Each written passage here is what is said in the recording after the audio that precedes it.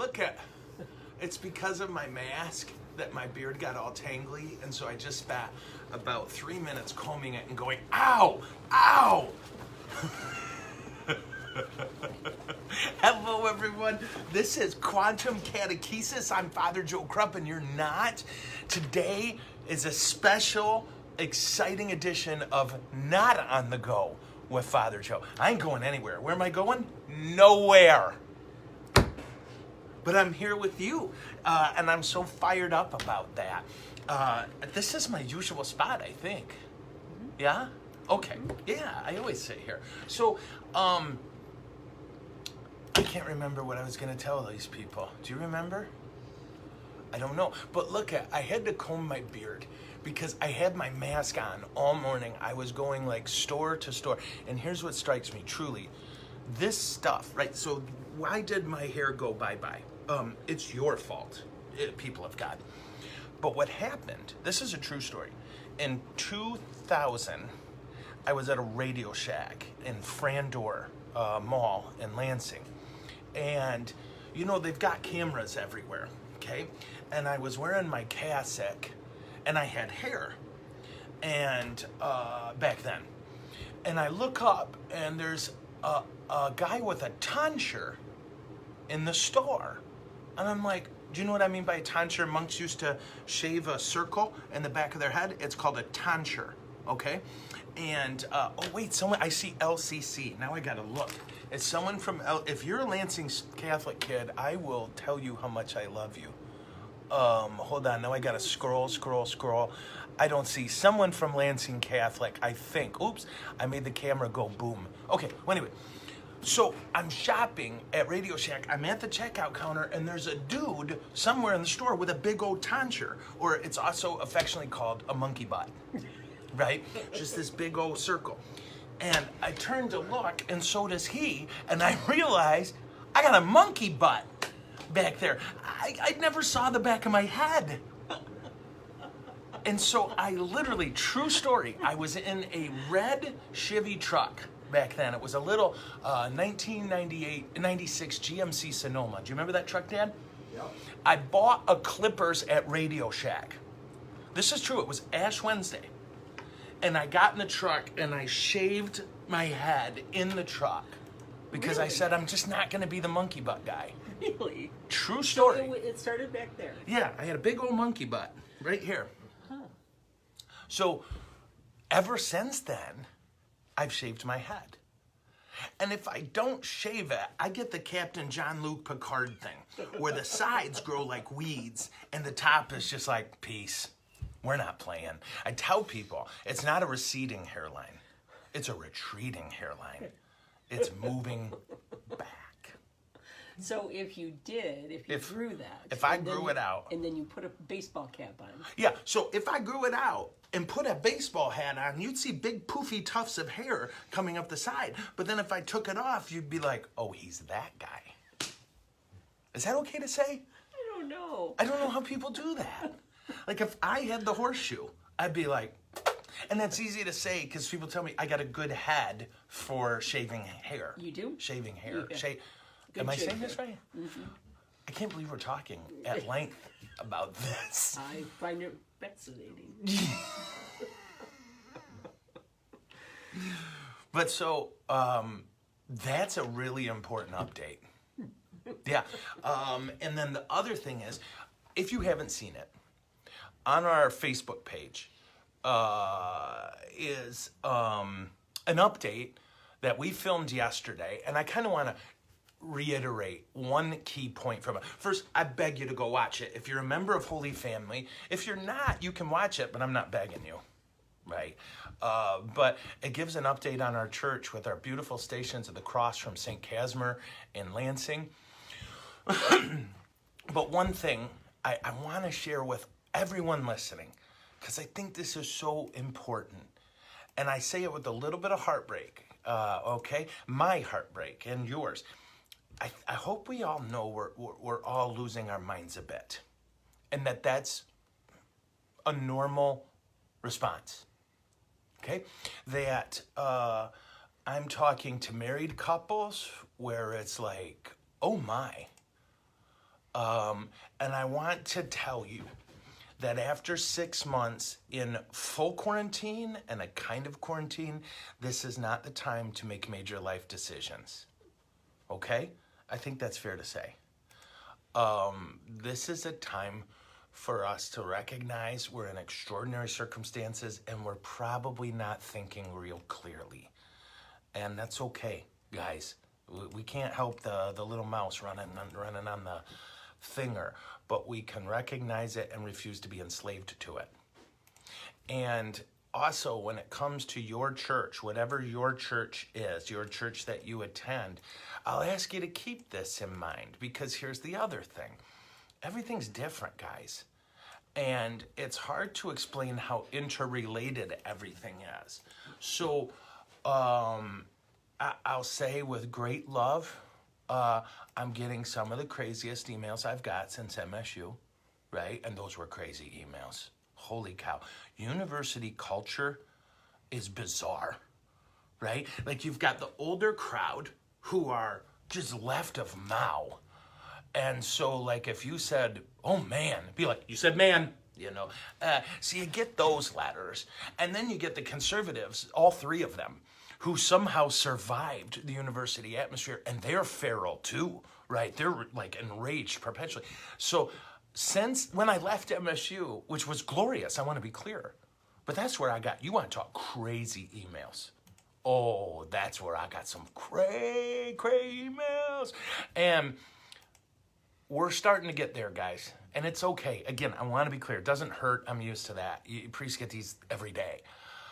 What my point is it might be time for us to stop and think before we decide what hills to fight on and what ones to let go.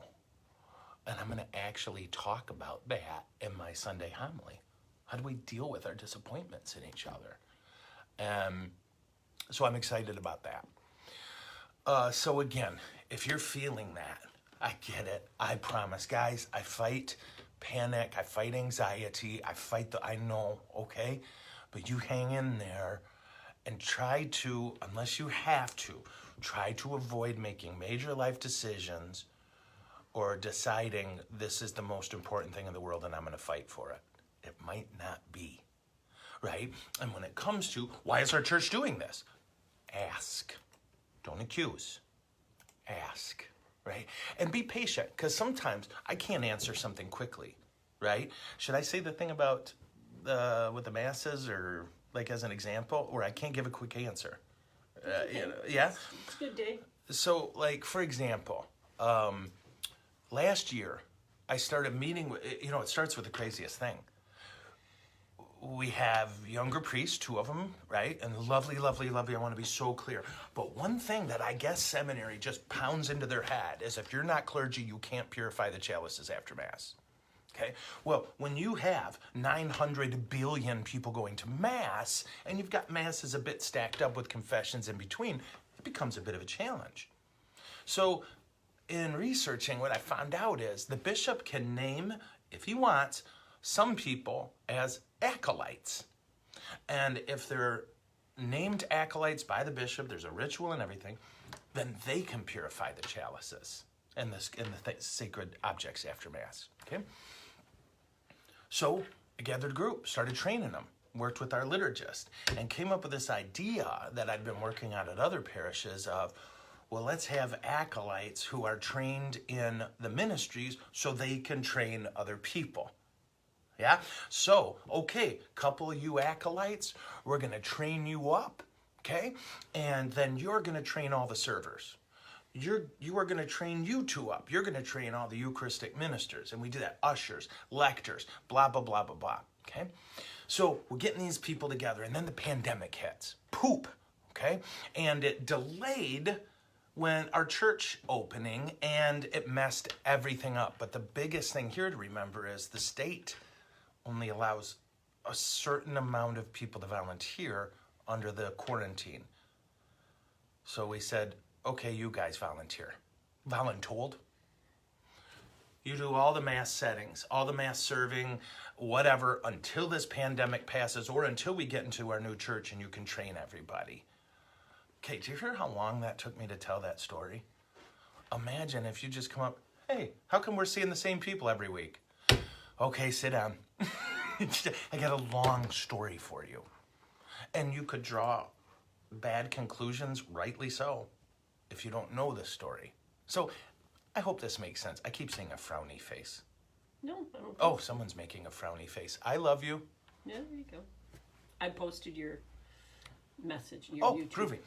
So just be patient, guys. And if you have a question, my mom gave me this rule, and I so love it. I tried to do it all the time. Ask, don't accuse. Ask, don't accuse. Isn't that tight? Okay. So, Scotland! Sons of Scotland! We are born free! I was quoting William Wallace, as played by Mel Gibson.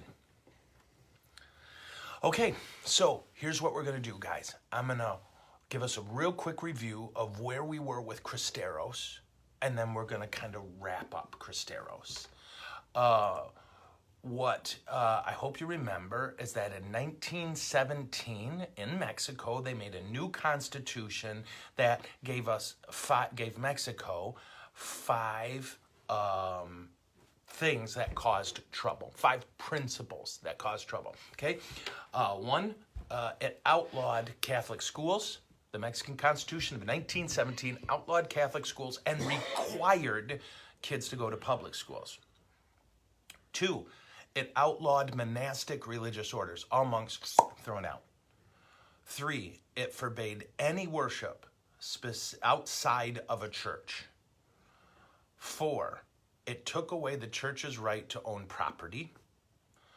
And 5, it stripped Catholic clergy of civil rights. Okay, namely, they can't wear religious garb in public, denied the right to Catholic priests couldn't vote, and were not allowed to comment on any public affairs. Okay, even outside of Mass. So at first, whatever. The laws were not really enforced. What ended up happening is in 1924, an atheist who was also a Mason of the highest order named Calles was elected president and brutally enforced the laws. And as I told you guys, it went on and on and on and blew up into full-born slaughter. Okay. So this war raged. And an interesting thing, I got a message from one of my buddies last night in Mexico, and I was so happy he said this. Ready? He said, Joe, you're doing a really good job. I'm like, whew, right? Because can you imagine a Mexican trying to walk Mexicans through the American Revolution? It's a complicated and weird thing, and you weren't taught it in school. Well, the same with me trying to explain that beautiful country's unbelievable war. But then he said an interesting thing. He said, you'd be surprised how many Mexicans are not taught this. He said, it is taboo to talk about it. And why? I was so shocked. I was like, if I'm a priest, I'm bellowing about this every Sunday, right? I'm pointing to our martyrs. I'm pointing to and I'm raging against the government. And he's like, oh no, and because he made an important point that we're going to find out in just a moment, which I knew, but oh my gosh, he was like, Joe, those rules are still in the book, right? He said, the government and the church have a gun to each other's head. And he said, so we're careful and they're careful. Isn't that wild?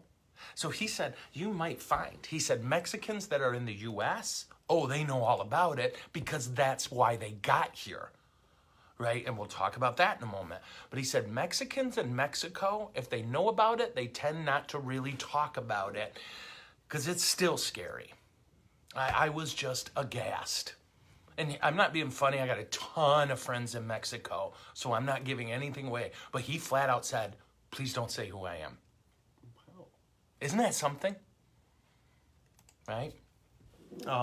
So with that, what happened? Okay. Let me scroll because I forgot to mark I didn't forget to mark my spot. I forgot to take us to my spot. Okay, here we are. So you remember that all this began when Calles was elected president. And if anyone wants to correct my pronunciation, I think I'm saying it right, Calles. And whenever there's a double L in Spanish, it's a Y sound, Calles. So I'm assuming A-E-I-O-U. That's how you do vowels in Spanish. A-E-I-O-U. Which I made a song of in 1994. And it did not make the top 40. I know. I never got to hear Casey Kasem. Okay. So what ended up happening? Well, Calles' term as president was coming to an end. And another man was elected to take office, Obregon. I think I'm saying Obregon? I don't know. What happened? 2 Catholics assassinated him. Okay? Kind of frankly suicide charged him and killed him. And in that process, it got bad, okay, as you can imagine. Things started to get really wild.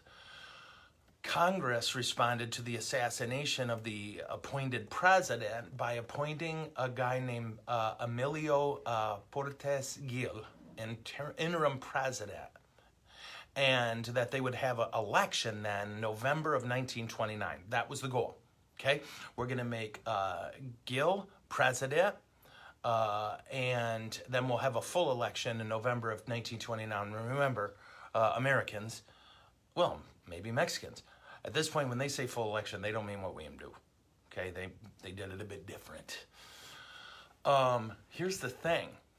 The guy they appointed, Gil, he was not at all a raging, I hate Catholics, atheist, Freemason. He was a dude, and was more open to some kind of peace with the church. And in fact, began meeting with a couple bishops on the sly, right? He's trying to set the table for peace. How are we doing? Are we doing okay? Yep. All right.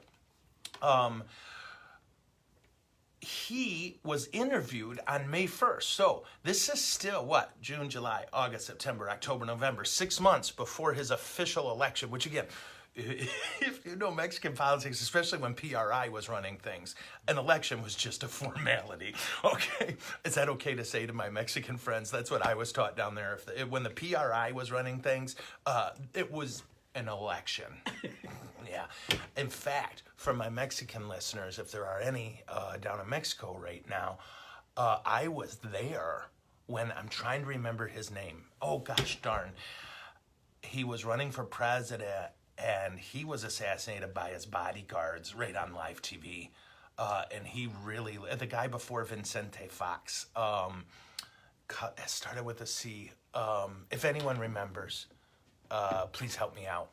But I was there. Holy crap. I was in Mexico, and I saw, his name everywhere, and everyone was celebrating. This guy can finally bring down the power that the PRI had for all those years. And no, his bodyguards cut. Boy, it started with a C, I'm almost positive. But anyway, okay. So why am I saying all this? Flores? Say it. Flores? No. I'm 80% sure.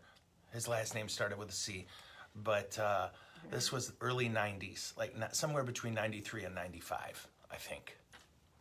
I'm bad at the passage of time.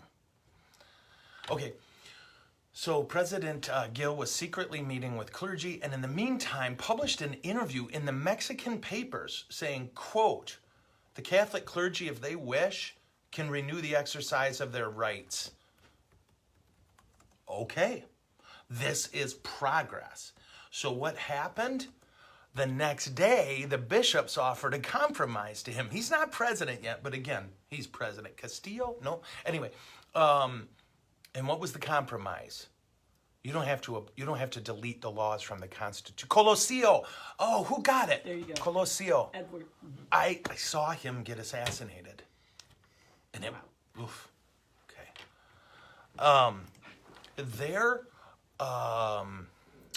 Who got Colosio? I love you. That would have been stuck in my head for a day. Edward Byzantine. Edward? Thank you, brother. Okay. So anyway, I was there. Isn't that crazy? His bodyguards, like right in front of everyone, just turned around and bam, bam, bam. And oh my gosh, headshots. You don't need to. You only need one. So what was the unofficially agreement? Don't enforce the laws. You don't have to take them off the books. We won't make you change the Constitution and you stop enforcing it. And that was the little bit of, let's see what we can do here. And they came to that agreement on June 21st of 1929. Okay? What was the thing? What was the agreement called? You ready? This is hard to remember. The agreement. That's its official name. Isn't that awesome? You know, Americans or Greeks, we would have put some, you know, the Association of People of Goodwill toward the end of blah, blah. They're just like, agreement.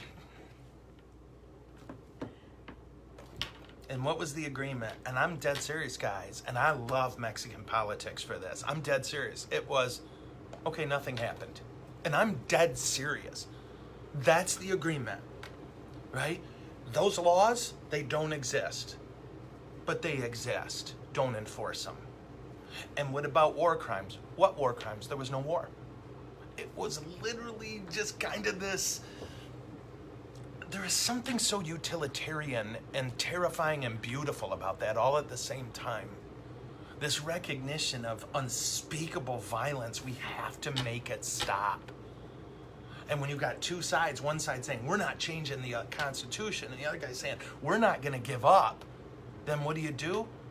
Well, we won't change the Constitution, but we won't enforce it. Isn't that something? That is sheer Mexican practicality. I can't tell you how wild that is. So that was June 21st, 1929. Okay? Now here was the compromises. Ready? Only priests named by their hierarchical superiors would be required to register as priests. You had to register. Okay? 2, you were allowed to have religious instructions in your churches. Okay, and you might think, well, of course. Oh no, religious ed was outlawed, guys. You were not, well, now you can. You can have religious ed, basically, for lack of a better phrase. Okay, catechism, or priests could be allowed to speak on political matters, on reforming certain laws.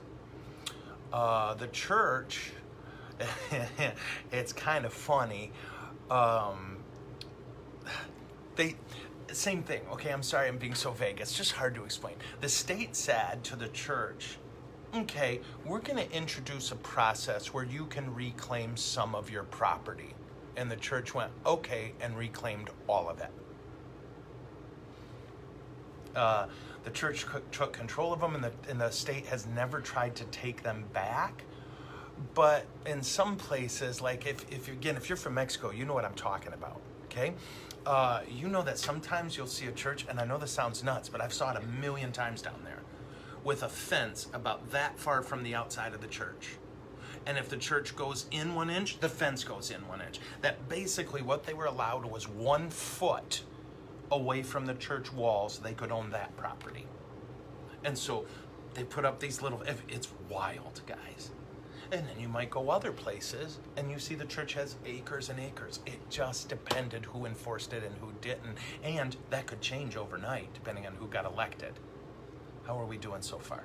Okay, praise the Lord. So this is interesting too. Priests were allowed to own property if they lived on it. That was another compromise they came up with. Okay, so that ended the war. Ish. Okay, what do you've got? You've got 2 major problems, again, with this agreement. Well, 3, really. First, it's amorphous. It's one of those, wait, we want the laws repealed. I know you do, but they won't. Right? What will they do? Just say, we'll never enforce them. We are not changing the Constitution, but we won't enforce the Constitution. It's an amorphous agreement. The second issue is that, like in every conflict, you have the people on each side of it who simply won't accept compromise. Okay? And you're going to see this becomes a huge issue. The third problem There's no TV. There's no email. There's no real system of connecting people. When Europeans colonized Mexico, as only colonizers can, they deeply screwed things up. They helped in some ways, but they built roads, for example. Any roads that Europeans built were literally built for one purpose: to take stuff from Mexico that's valuable and export it to Europe. So the road system to this day, which is privatized, their roads are privatized, which is fascinating, which means the best roads you'll ever drive on in many ways, but it's expensive. There's a toll about every 30 feet sometimes. But anyway, and of course some of the worst roads you'll ever drive on. So I am really ADD today. Is it awful? No, okay. So word didn't get out effectively. So those were your three problems. One, the agreement itself was a bit amorphous, intentionally so. Two, you had the strident on both ends, the rage-filled atheist and the rage-filled devout who would never, ever compromise. And then three, word did not get out in a timely fashion for no other reason than it couldn't. For the next 2 years, fighting continued all over the country in spurts and fits, and obviously I'm biased toward the rebels, but you gotta know they just wouldn't quit. This is a quote, right? And I apologize, guys. I don't know when I wrote this or where I got it from, but it's somebody else's words, and I know because I have quotes. When the agreement was finally made known, only a small minority of the rebels actually went home, those who felt the battle had been won. As the rebels themselves were never consulted in the talks, most of them felt betrayed and kept fighting. And this became a problem, okay?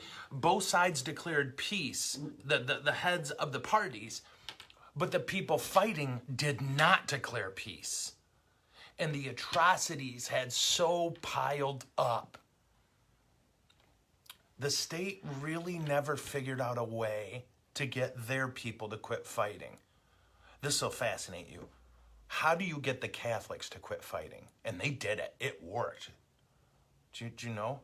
Anyone want to guess? We said, no communion. If your priest finds out that you're out there fighting, he is morally obligated to deprive you of communion. And the guns went down and the war ended. And that's literally true. That's our tribe, right? You tell them, okay, you want to keep fighting? Fine. Now, you can argue, and historians do, and even sociologists I found, that the war shouldn't have ended to some extent because what? Nothing changed. That's what's insane about this. Literally. Now, tomorrow, a guy could get elected president and say, we're enforcing the Constitution. Confiscate all government property, and on and on and on. And as I told you right at the beginning of our first lecture, the way I became aware of this is when I was in Mexico and a nun got arrested for wearing her habit. Right? I think I told you, did I, that there was an accident outside of her convent and she ran out to help people and bam, they slapped the cuffs on her and arrested her. Why? She was wearing her habit in public. You can wear it in your house.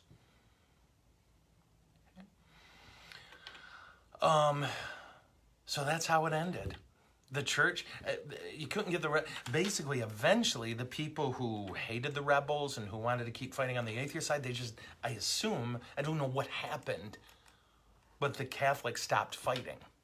For the most part, again, you're always probably gonna, I don't read anything about it, but I'm sure there were guys in the hills who were like, no way, right?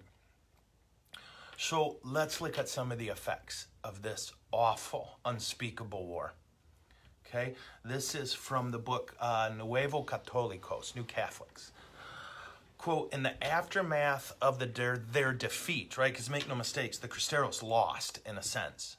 They won nothing except the government agreed to stop killing them. In the aftermath of their defeat, many of the CRISTEROS, as much as 5% of Mexico's population, are you ready? Fled to America. primarily Los Angeles, a vast majority of them, where they found a protector in John Joseph Cantwell, the president, or the bishop of Los Angeles at the time. Okay, the bishop there protected the Mexicans because, again, I know you weren't taught this, I assume. Make no mistake, our government was wildly hostile to Catholics at this point. There were still jobs in our country Catholics couldn't have, right? And the Catholics who were here in the West, and I'm speaking generally, chill out, tended to be Catholic, Germans and Poles. And Germans and Poles tended to be socially very liberal, right? They really didn't have any kind of problem with Mexicans living in the country and becoming Americans. Back east, it didn't go well at all. And again, forgive me for this, okay? The Irish and the Italian Catholics tended to stay in the east, and they were not so good as a general rule to immigrants. They were good to white Catholic immigrants, not good to brown Catholic immigrants or black Catholic immigrants. The Germans and the Poles? Sure. If you grew up in a German farming community, all they want is to work and be left alone, and they'll leave you alone, right? It's a very German-Polish thing. In fact, side note, if you're a Polish Catholic, I hope this is a source of holy pride to you. Poland never, and I believe Germany, I'm 80% sure, are two countries that have absolutely no history of slavery. None. The Germans found it repugnant in Roman times, okay? And when there was one successful slave revolt in the history of the world that I'm aware of. Do you know where? Do you guys know where?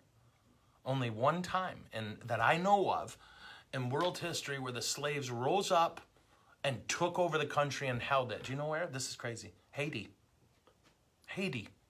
okay? And if you go to Haiti now, you know it's in their, I believe it's still in their constitution, that if you're a European, you can't own property unless you're Polish. Why? Because Poland sent troops to help the slaves. So did Germany. Crazy stuff, okay? Why am I going there? Sorry. What happened? A ton of Cristeros, probably 5% of Mexico's population, fled to the U.S., primarily Los Angeles, and the Catholic bishop there protected them. And again, you had a ton of German and of course Russian Orthodox and Polish Catholics who just didn't care that you were brown. Will you work? Yeah. Will you pay your taxes? That's all we care about, right? I love my tribe. We got our issues, but all right. So what about the officers? A lot of them, how do you say this?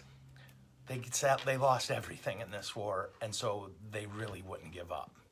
A lot of the officers in the Cristeros would not give up, and the government would not let them surrender without killing them. Most of the officers of the Cristeros army were killed after the war, okay? On June 27th, 1929, church bells rang in Mexico for the first time in 3 years. Okay? For 3 years, church bells were illegal. And on June 27th, 1929, all over Mexico, Viva Cristo Rey, the bells rang. Okay? As promised by the president, all of those awful laws were kept on the books but not enforced.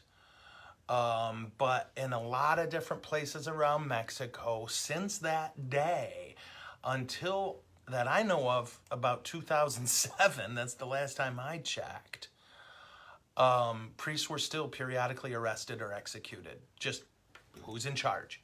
Because that's the blessing and the curse of the nothing happened agreement. Okay, truly, that's the blessing and the curse of it. The agreement where you just go, okay, nothing happened, we didn't fight, it's over, there's no laws, but the laws are there. One of them is every once in a while you can get somebody in charge who says, yeah, there's the law, and we got the guns. Okay. What about the church? So we talked about what happened in Mexico. Hey guys, man, before the war, there were 4,500 priests in Mexico. At the end of the war, there were 300. were 4,500 priests in Mexico before the war. There were 334 after. In all of Mexico, 15 million people, there were 334 priests left standing. They were murdered, they were assassinated, and they fled. You say, well, what percentage? Nobody knows. Nobody knows. What they know for absolute sure. The day the war started, there were 4,500 priests, because every priest had to register with the state. And at the end of the war, it was 334.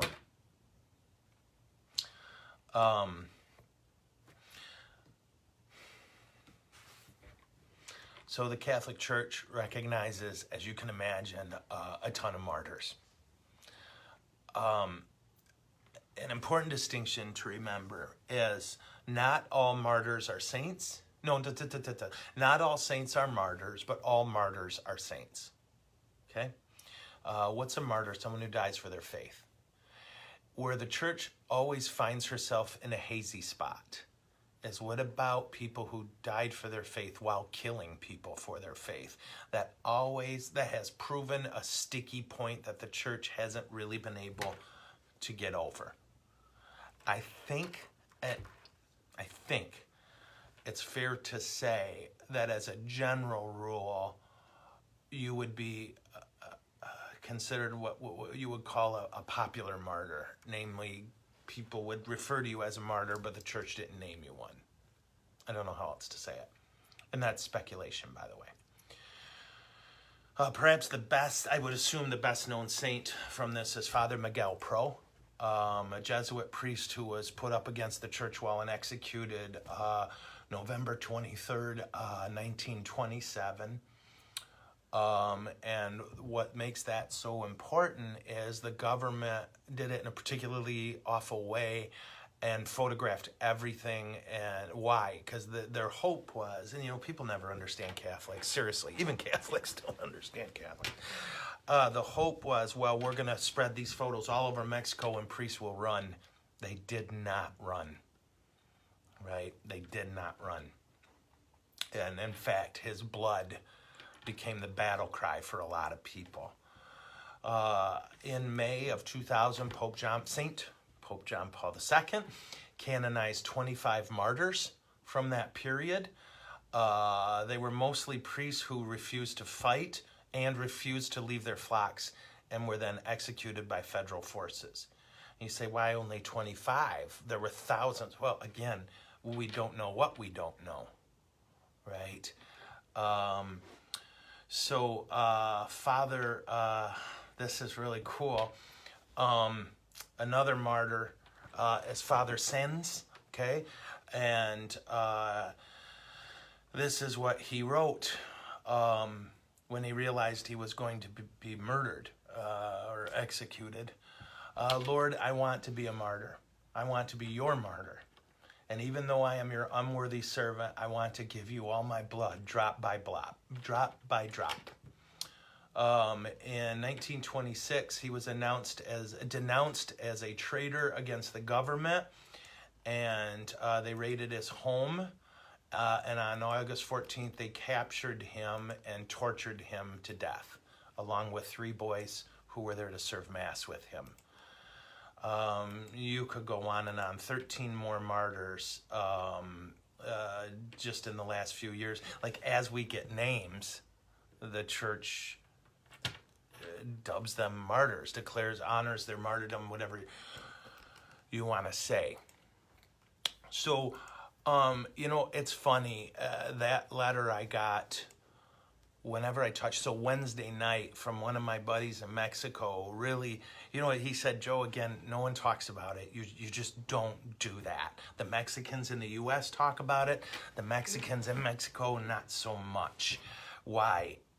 Everybody's got a gun to each other's head. Again, it's not like this constant simmering tension, but it's a recognition that one person can blow this up. So you say, well, this isn't a country that's filled with Catholics. I know. But again, the Catholics aren't the ones with the guns and the power. Right? They will be, as it goes. Oh, do I see Rick is here? I'm sorry. Hey, Rick. Hold on. I don't know why I'm talking louder. It's not like, isn't that funny? Hey, Rick. Sorry. Rick is here, and we're so honored to know him, guys. I don't know if you can see his uncle, Saint Jose Sanchez del Rio. He's a martyr, and that's Rick's uncle, guys. And Rick was kind enough to offer a relic for us to see. And I'll be honest, I just felt scared. I didn't want to screw it up. I don't. So please, if you would, honor Rick for his gracious offer. And for me too, Judy, I'm going to start bawling. So if you meet Rick, and this is what I told him I hope you don't mind me saying this, Rick, when we talked one time, I said, let me touch a man who's genetically and spiritually related to a martyr. Isn't that something? Yeah. So, Rick, your name was on St. John Paul II's mouth when he listed the martyrs. I just can't. Okay, I'll shut up.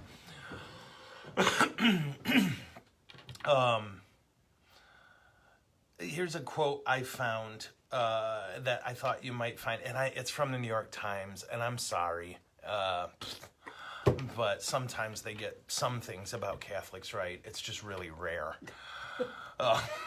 Man, they hate us.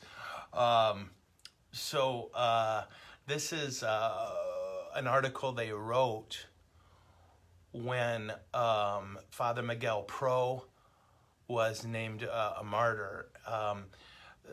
So here's the president of the Mexican Episcopal Conference, right? The head of all their bishops. He said, quote, it's all being treated very gingerly, namely the church naming this guy a martyr. I think I read, quote, it's all being treated very gingerly. It's a taboo topic. This is a very delicate matter, and the church herself does not intend to organize any large-scale demonstrations. And again, why? Boy, here he's speaking again. Ready? Quote, it's the same bunch in power in our time, and we're still fighting for a Mexico that is sound, Catholic, and free. We still have a lay government that distance itself from the people, that call themselves Catholic, but do not represent freedom of religion or education. Okay? It's about as strong as you're going to hear anyone talk about it. If you'll give me a second, I did mean to pull something up, okay? I just want to read you a couple quotes from The Power and the Glory by Graham Greene, which is an account of the CRISTEROS War. And again, his focus was very much on the priests and that phenomena I talked to you about, that a lot of these priests, frankly, were faithless before the war. And it was the war that turned them into saints and martyrs. And so I want to find this one. This blew me away. Okay, this is a quote, right? The priest said, that's another thing altogether. God is love. I don't say the heart doesn't feel a taste of it, but what a taste. It's the smallest glass of love mixed with dirty ditch water. We wouldn't recognize God's love if we saw it. It might even look like hate. It would certainly be enough to scare us, God's love. It set fire to the bush in the desert, didn't it? That love smashes graves and sets the dead walking in the dark. A man like me would run a mile to get away from God's love. Okay. There's another account, a priest who watched a woman die to save him. Quote, God help me. God help her. Damn me, God, I deserve it, but let her live forever. This is the love I should feel for every soul in the world. All the fear and the wish to save concentrated on one person. I started to weep and I thought, this is what I should feel all the time for everyone. Right. This one blew me away. It's easy to die for what is beautiful and good, for home, for children, or civilization. But we need a God. We needed a God to die for us half-hearted and corrupt. So I could go on and on, but one of the last lines of the book that I love is one priest the day before his martyrdom wrote on the wall of his cell, quote, "I know now at the end that there is only one thing that matters, to be called a saint." Isn't that something? So that's Viva Cristo Rey, man. God bless these. When you, I hope I say this well. When you meet a person from Mexico and you're tempted to shove them in a box that society wants to puke on us, you remember these people stood like lions. When the rubber hit the road, they stood like lions. And we are honored that they want to be a part of this country. And I mean that with every cell in my body. And we can argue all day intelligently about immigration policy and all of that. But just you remember, okay? Because I do get worried when I see what Catholics put on Facebook about our brothers and sisters from Mexico. Yeah.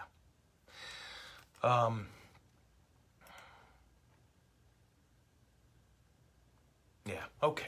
So, I don't know what to do from here because we have time. I can answer questions. It would feel like, yeah, with our questions? Okay. So what I'm going to do is switch my screen now, guys, to get to you, okay? I hope you found this helpful. I do. It's always a good reminder for us. Yeah, okay. What percentage of the Mexican population call themselves Catholic today? What last I looked, probably 2 weeks ago, 98% of Mexico's population is Catholic, and 2%, get this, are Jehovah's Witness. Now, make no mistake, if you go down to Mexico, what you'll find is a lot of, well, not a lot, you'll find no small amount of Protestant Bible churches that Catholics attend while still calling themselves Catholics, okay? Oh, and that's not, I don't say that disparagingly, but what is the Mason organization? Okay, I'm not an expert on the topic, okay? All I can tell you is this idea. The Masons, Freemasonry is an international organization that is, international. I was going to say that's spread all over the world, but that's like saying international. Yeah. And it's a kind of fellowship group that at its roots was attempting to, how to say this, find a moral and spiritual code without God. Fascinating stuff, but one thing traditionally in their charter is a deep hatred of Catholics, and it's in their charter to destroy popery. Okay? Now, again, before y'all wig out on me, well, I got a neighbor who's a Mason, and he loves me. I know. Okay? And that's what's so confusing, I think, for a lot of us. Like, you might read things from the church that says no Catholic can be a Mason and think, what the hey? They're just a charitable group. They're a charitable group locally. They're an influence group internationally. And the international group acts quite different than the local group. Okay? Would all Masons then be a part of this pact to destroy popery? No, most of them probably don't even know it. But I think yesterday we posted an article from Father, you know who I'm trying to say. Okay. What year was this war? We're creeping up on the 100th anniversary. It was the 1924, I believe the first shot was fired, and the war ended in 1927. I think I'm saying that right. Okay. Why do some people kiss their hand after they make the sign of the cross, right? This, it's a specific devotion in different countries that means different things. In Mexico, there's a prayer you say for it, and I do not recall it, but it has to do with the true cross, Vera Cruz, right? Yeah. Okay, can you teach about Father? Yeah. Oh, okay. Who asked that? You're going to heaven. Okay, if you're interested, guys, Shelley. Father, huh? Shelley Holcomb. Shelly. Holcomb. Shell, you're a soldier, aren't you? Isn't she a soldier? I think so. Yeah, way to go, Shell. Thank you for serving your country and us. We're so grateful. There's a book, if y'all ever want, called Under the Shadow of His Wings, about a Catholic priest who infiltrated the SS and made a beautiful mess. It was awesome. And you talk about courage and brass. That guy had it in spades. Future topic. Huh? Future topic. Maybe. I don't know if I know enough to do a whole show on him. I read the book, but my gosh, I read it a long time ago. I seem to recall that the book is, Come Holy Spirit, called Under the Shadow of His Wings. Okay? Snow? Is Snow on here? Snow Chung? Oh my gosh. Snow, do you still have your prana tank? I don't. I miss you. Where the heck are you? Snow, I work with Koreans now. And I keep telling them about you. Snow is a student of mine from Korea who's just a beast. Okay, anyway, love you, bro. I hope you're doing well. I miss you. Okay, rumors suggest that the Vatican is full of Freemasonry. That's possible. Not full. It's not possible if you ask me that it's full, because that would mean God abandoned his church. Okay, and if it's any comfort, and I'm going to get a little harsh, there are all kinds of news sources that are Catholic that just want you afraid and angry. Right? And, right? Again, my rule is if every time I go to this website I get angry, then I probably shouldn't go to that website. Yeah, not to be funny. That's how I got away from probably the website that told you that the Vatican is full of Freemasons. Okay. Come, Holy Spirit. How did your MRI and stress test results turn out? Okay, I'm going to tell them about the razor. Are you people ready? I don't know if you want to know this. And yet I tell you as a way for you to suffer. They shaved little things on my chest. Patches. To put their little witchcraft devices on. And I told her, she got out this little 90-cent Bic. And was like, I'm like, chick, you're going to need a weed whacker.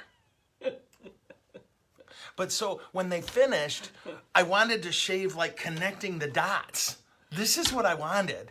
But I can't because I have more appointments. I have a million appointments over the next couple weeks. I'm fine. I got screwy lungs and, we got to check on them once in a while. So, okay. Did I tell Snow I don't have the prana tank, or did I just get all goofy? I think you said you do. Okay, yeah, Snow, I don't have the prana tank anymore. I'm sorry. They got that sickness. I think it's literally called hole in the head. I know that's crazy, but they all are with Jesus now. I assume piranhas. Okay, our priests today taught to say the Latin Mass if they wish. There's two ways, right? There's the praying the current Mass, the Novus Ordo, in Latin. And then there's praying what we call the TLM, Traditional Latin Mass. If you want to do TLM, you got to go to school for it. And it's, I looked into it. That's not my bag. I don't have any problem with it, to be clear. Holy crap. Okay. Am I answering these questions? No. Okay. I'm telling you guys, the ADHD is in full swing. It's doing okay. All right. You mentioned yesterday you may be forming a Bible study for men to go along with the wonderful program you discussed for the ladies. That's how you have to say for the ladies, okay? Just as a rule, on the Quantum Catechism, you got to say for the ladies. So I would love to be involved in that. Oh, thank you. I have really had a hunger to get close to God and Jesus, especially in these COVID shut-in times.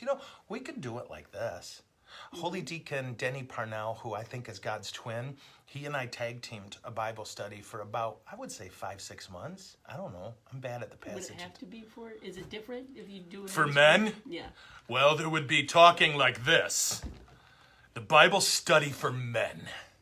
No chicks. I mean, your gospel study that we started with, live and in person, and we were live streaming, was for men and women. How do you say no chicks in Latin? We need to find this out. Where is my sister? Okay. So, you know what? Yeah, we'll figure something out. I think if I can find time. Okay. I'll check Wait, same person. Wait, give me. I am the same person. No way! You're not giving it to me. I'm buying it. My gosh, that's expensive, I bet. Because I need 3 X's. If you're going to get me a t-shirt, I need 3 X's. I don't know if you've seen this. There's a lot of it. All right. Why are they called Freemasons? No idea. Sorry. No idea. I assume the Mason thing is because it, began with brickwork and laying of blocks. And, you got to remember, right? So stick with, I don't know if you people find this interesting because it's history, okay? It's not like Jesus. Okay. So this is weird. Actually, do you want to hear some crazy history? Yes. You guys, forgive me. If history doesn't interest you, you need to go now because I'm about to get all geeked out. Okay. So get this. We're going to go, I'm dead serious, and this will get to Masons, okay? You got to go all the way back, no kidding, to the Roman emperor before Constantine named Diocletian, okay? Stick with me. I know this is crazy. We're going to get to masons and painters and carpenters and boat builders and guilds and unions and all this. It's nuts. But all of this stuff happened because of Diocletian. He inherited a Roman Empire in chaos.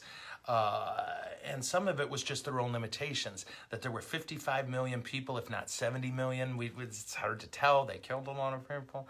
And it was spread out over a huge area, and you're using horses, man. So what he did to get order for the government was he divided the empire into bite-sized chunks called, ready? Dioceses. Right? That's what we call them. Right? Because of him, Diocletian. And each of those little regions had a 1, 2, 3 leadership structure that we then took bishop, priest, deacon. Okay? We copied everything from Diocletian. And it's ironic because he was easily the biggest butcher of Christians in the Roman Empire. But the other thing he did was what Romans, with all their genius, truly could never figure out was inflation. Do you know this? They couldn't figure out why inflation happened. To them, it seemed a bit mystical, that all of a sudden, their money was worth nothing. And you know what their answer was? Make more. Right? Just like our government now. Just print more money. And so what happened is inflation that they couldn't control and frankly didn't understand. That it was a whole society of engineers. And so it's bizarre. But so Diocletian actually kind of solved the problem as best he could in all kinds of bizarre ways, most of them completely ineffective. But one thing he did that set up what we would later call masons and carpenters and all this is this. He made just kind of this flat announcement, and you really got to be a dictator with a huge army behind you to pull this off. Whatever your dad's doing right now, that's your job for the rest of your life, and that's your son's job. And so he organized these little guilds. Oh, are you a shipbuilder? Yeah. Okay, we're going to teach your son to be a ship. This way we'll always have the same amount of shipbuilders. This way we'll always have the same amount of shepherds. This way we'll always have the same amount of fullers and dyers and blah, blah, blah, blah, blah, blah, blah. Okay? And then they formed these guilds. And what you could not ever, ever, ever, ever do is change up. You can go down, but you can't go up. So, when the Roman Empire collapsed, let me see, about 170 years later, I think, just a second, 290 to, anyway, who cares? A little bit later. You had all these entrenched occupations spread out all over Europe with people who not only didn't know how to do anything, but what they knew how to do, they didn't really, it was so ingrained in them, you don't learn anything else. When people started to figure out you can learn a skill, those who had those skills held them as secrets. How are we doing? Am I making any sense? Yes. Okay, I didn't think we'd talk about this, so, all right.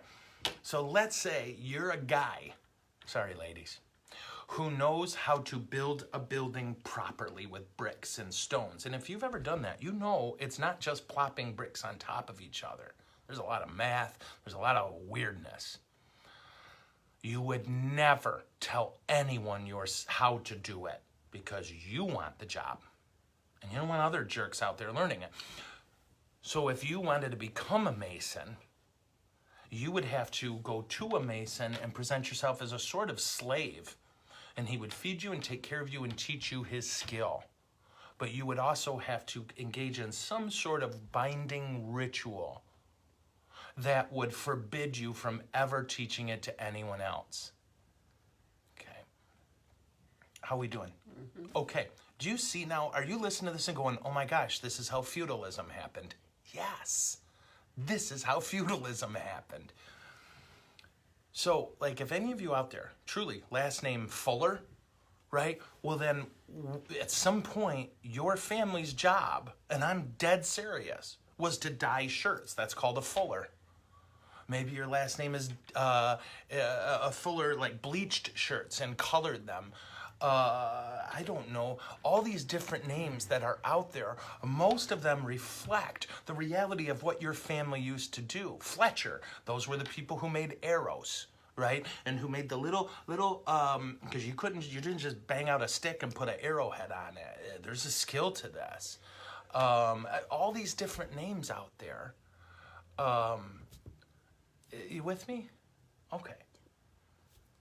Like my last name is Krupp. Right, which is German for small. Yeah. Have you seen my belly? It's ironic because my mom's name was Lang, which is German for large. Nice. And if you guys know, like, I knew a guy named Kleinhauser, which means tiny house in German, and he's huge. Oh my gosh, it's after 1. Okay, so you guys want me to talk about having an informed conscience? I would love to do that. Can we remember? Yep. Did they dry shave you? Yes. By any chance, do you recall which episode did you talk about the wedding at Cana? Uh-huh. Guys, I'm not bright. I don't even remember talking about the wedding at Cana. I'm sorry. I'm not bright. Now, at the beginning of the show, I talked about shaving my head. Of today's show. Today's show, if you would like to hear more. Okay, I will stop talking. Last thing. Last question. Where is it? It's not a question, but... Oh, Carol. Carol. Hold on. That's tiny fun.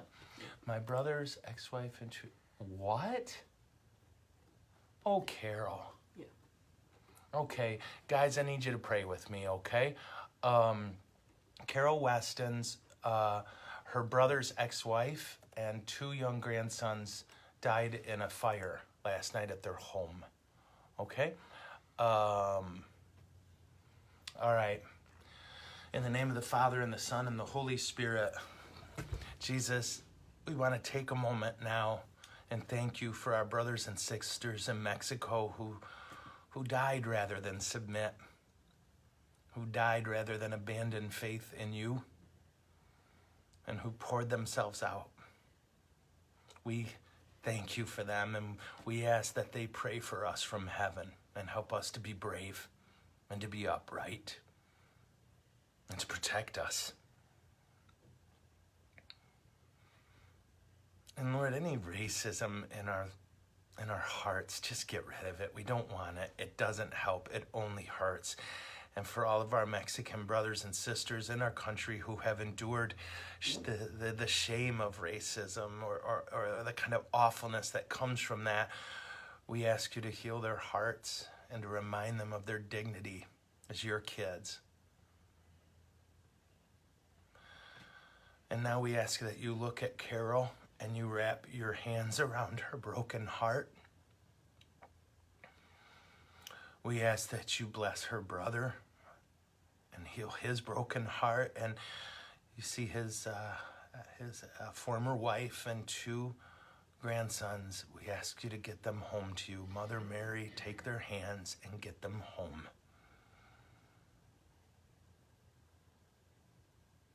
We love you, Lord, and we trust you, even when it's hard. Amen. And may Almighty God bless you all, the Father, the Son, and the Holy Spirit. Amen. Thanks for tuning in, guys. Jesus bless you all.